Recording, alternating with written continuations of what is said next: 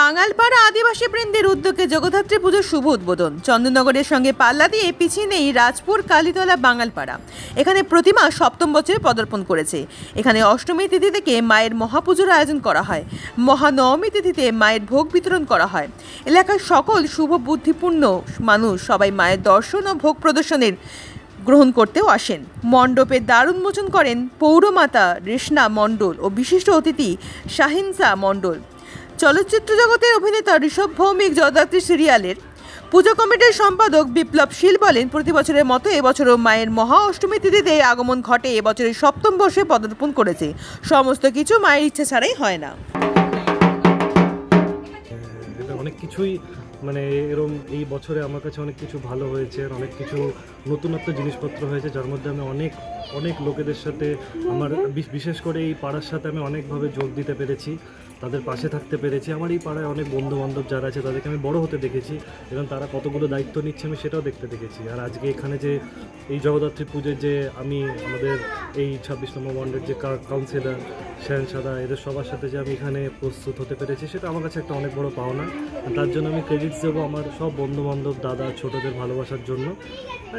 এটা সত্যি একটা খুব ভালো এক্সপিরিয়েন্স। আজকে নিজের পাড়ায় এসেছেন তো কিছু দিন এখানেই তো ছোটোবেলা কাটিয়েছি। আমার এই এলাকা আমার ছোটোবেলায় গোটা কত বছর হয়ে গেল আমি যে এখানে কাটিয়েছি বন্ধুবান্ধবদের সাথে।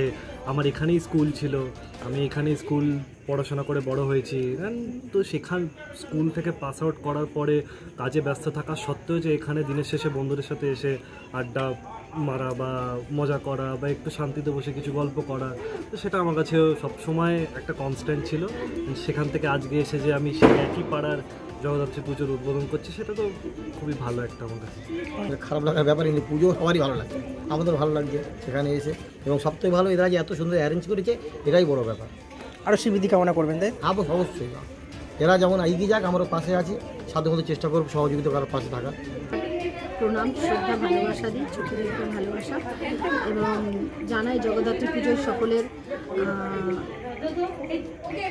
যে সকলে মিলে এইভাবে যে একসঙ্গে একটা পুজোতে যে আয়োজন করেছে প্রত্যেকে সদস্যা মিলিতভাবে, আমি তাদের সকলকেই ধন্যবাদ জানাবো। তারা এইভাবে যেন আগামী দিনেও এইভাবে এগিয়ে যেতে পারে।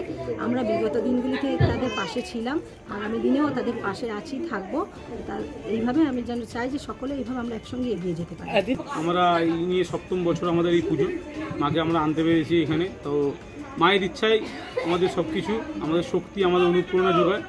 তো সেই জন্য বলবো যে আমাদের এই পুজো আগামী দিনে আরও চেষ্টা করবো আরও বড় করার এবং পুজোকে আমরা এগিয়ে নিতে চাই। ইতিমধ্যেই আমাদের মধ্যে উপস্থিত ছিল আমাদের ওয়ার্ডের এলাকার পৌরমাতা রেশনা মণ্ডল মহাশয় এবং উপস্থিত ছিল আমাদের বিশিষ্ট সমাজসেবী শাহিনসা মণ্ডল মহাশয়, যারা তাদের মূল্যবান বক্তব্য আপনাদের চ্যানেলের মাধ্যমে তারা দিয়েছে। এবং উপস্থিত রয়েছে আমার এক ছোটো ভাই, টিভি সিরিয়ালের অন্যতম এই মুহূর্তে বলতে পারা যায় যে খুব ভালো নিজের অভিনয়ের দক্ষতায় নিজেকে খুব ভালো জায়গায় মেলে ধরেছে, সেই আমাদের জগদ্ধাত্রী সিরিয়ালের অন্যতম ঋষভ ভৌমিক। তো সেও আমাদের পুজো উপস্থিত হয়েছে, আমাদের পুজোকে আলোকিত করেছে।